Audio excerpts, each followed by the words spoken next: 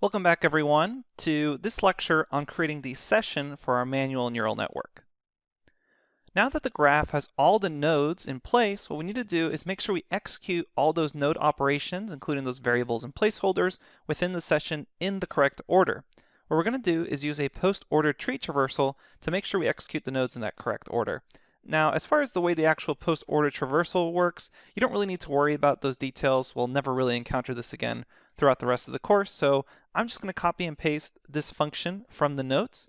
You can feel free to check out the Wikipedia page on tree traversal. It has the full step-by-step outline of how post-order tree traversal works, but for now, we're just going to copy and paste that function.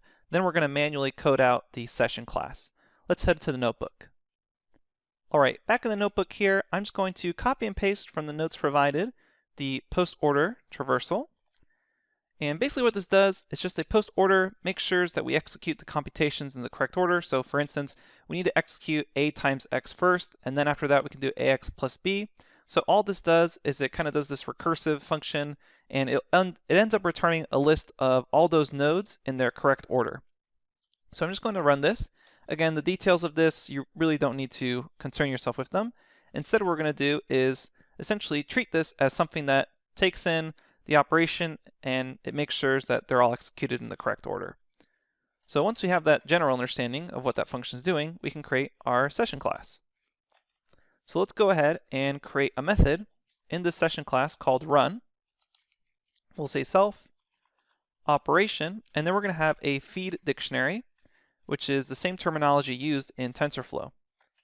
So the operation itself is going to be the operation to compute, and then the feed dictionary is a dictionary mapping placeholders to input values. Remember, right now in our graph, we only actually have values for those variables. That was that 10 and that 1 from earlier.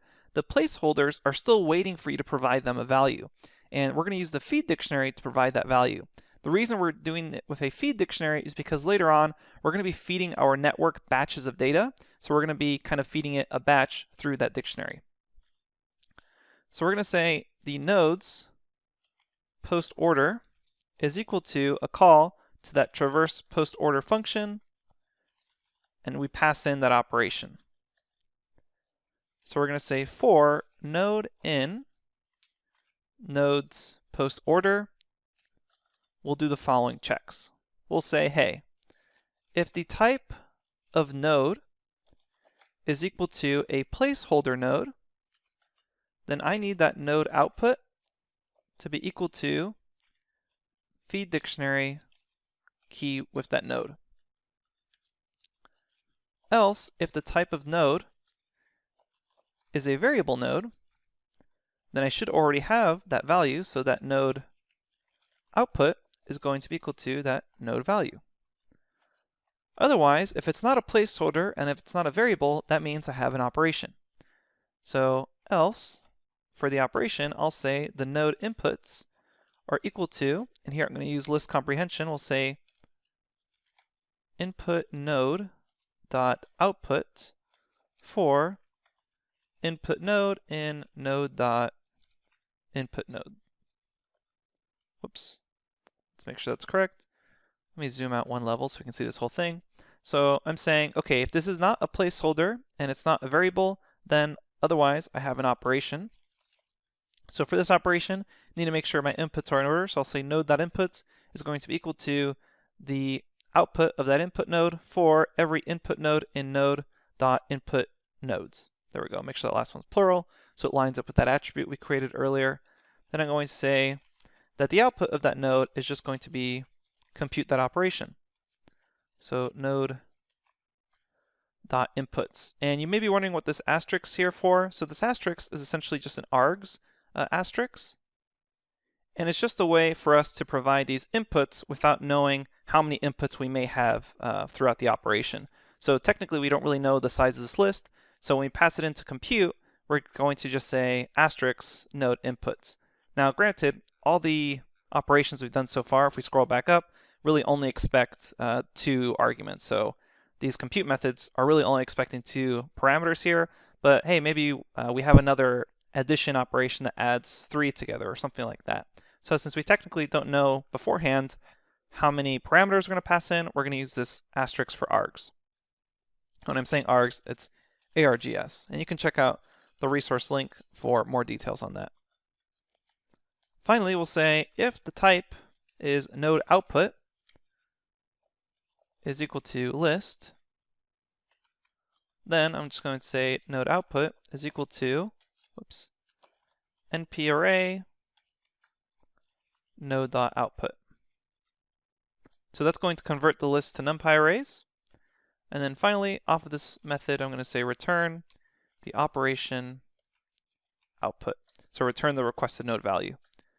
Let me make sure I did everything correct. Else type node is equal to variable. Let's make sure I have that. This should be elif, not else.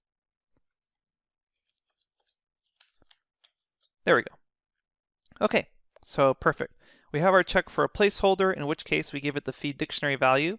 If it's a variable, in that case we give it the actual value of that variable. So if we kind of check back to variable, come back up here, remember that variable had this kind of initial value here. So self.value of that variable, that's what we're talking about when we say node.value here. If it's not, then it's an operation. If it's not a placeholder or a variable, so then we have our inputs to the operation and our outputs to the operation. The output is just a result of computing the inputs, where the input is just a list of those node.input nodes. Okay, so let's go ahead and actually execute this. So we'll say ses is equal to an instance of a session, and then we're going to say results is equal to ses.run. And notice here I have an operation and a feed dictionary, so we're going to say operation is equal to z. Because remember, our operation all the way at the end is this final one where we add y and b. And y is then connected to multiply, which is then connected to the placeholders and the variables. So coming back down here, I'm going to provide a feed dictionary. And the dictionary is going to say x is 10. So we run that, we check our results, and we get back 101. So if we remember our original function that we're trying to compute, it's z is equal to ax plus b. So z is equal to 10x plus 1. If I provide x is equal to 10, that's 10 times 10 is 100, plus 1 is 101. We come back down here, we get back 101. So it looks like we successfully did it. Let's go ahead and show this with some matrix multiplication, which is kind of a little more in common with what we're going to be doing with TensorFlow. So starting this all over from the top, I create a graph object. Then I'm going to set that as the default graph. I'm going to have some variable, and in this case, I'm going to have the variable be essentially a matrix, so 1020, say 3040. So we just have it be a nested list for now. Later on, TensorFlow will be passing in NumPy arrays, and then we have 1, 1. Check your brackets here.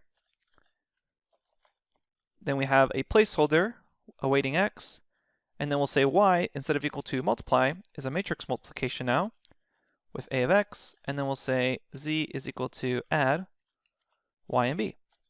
So now if I do the same thing as before, I create a new session, and then I say run the operation equal to that new z operation is created, and we'll say feed dictionary is now equal to, we can do 10 as before, and we get back an array. So essentially kind of the same operations we did before, except now it's based off a matrix. So you can also change this to 1, 1 so it matches the notes. And you should see 101, 201, 301, 401. Perfect. All right, so that's the very basics of how a session is going to work. So up next, what we're going to do is convert this to kind of a more traditional classification problem by putting in an activation function and then doing a really simple classification example. We'll create some blobs, and then we're going to classify them into two classes, 0 or 1, red or blue, and we're going to define a perceptron type model. All right, so that's it as far as the very basics of creating your own graph and your own session. Session may be a little confusing at first, so definitely check the time or take the time to kind of go through each of these lines. And it may be a little confusing because you kind of forget where these attributes actually are. So if there's an attribute you don't recognize, go ahead and come back up to the classes where we define them and then see what they're actually referring to. All right, thanks everyone, and I'll see you at the next lecture.